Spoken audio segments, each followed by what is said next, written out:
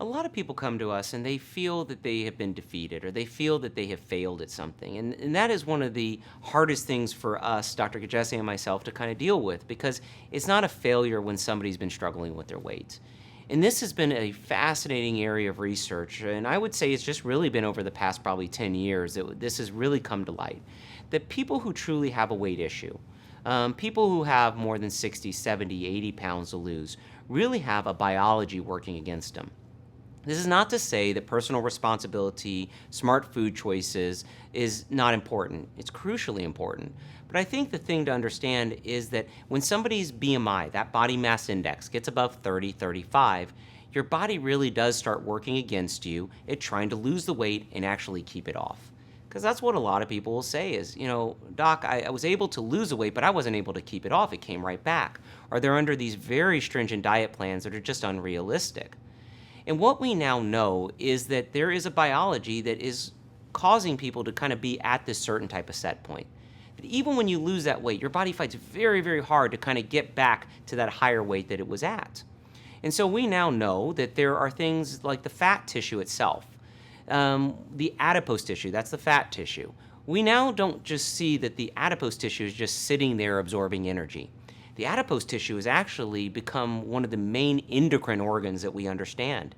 It's pumping out all these inflammatory markers, and this is one reason that patients who struggle with their weight have higher incidence of heart attacks and strokes, diabetes, certain elements of cancer, mainly breast and ovarian. It's because that adipose tissue is a bad actor. That adipose tissue is also trying to regulate the body to try to maintain that kind of weight.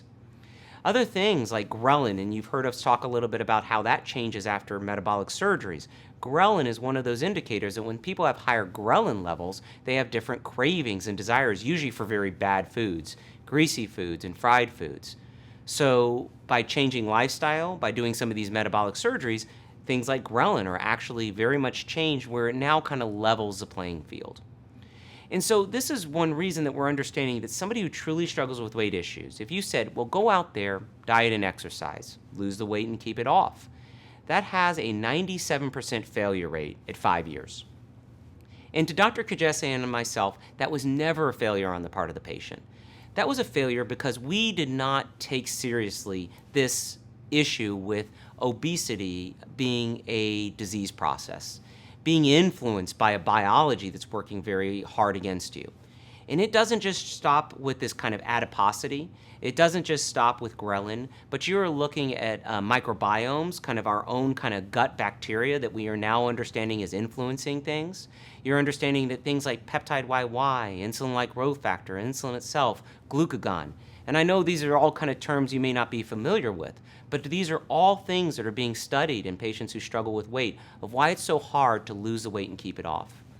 Again, the biggest thing is this lifestyle change, and the question is, how do we get people there? By changing our lifestyle, by changing that relationship with food, we change the entire dynamic.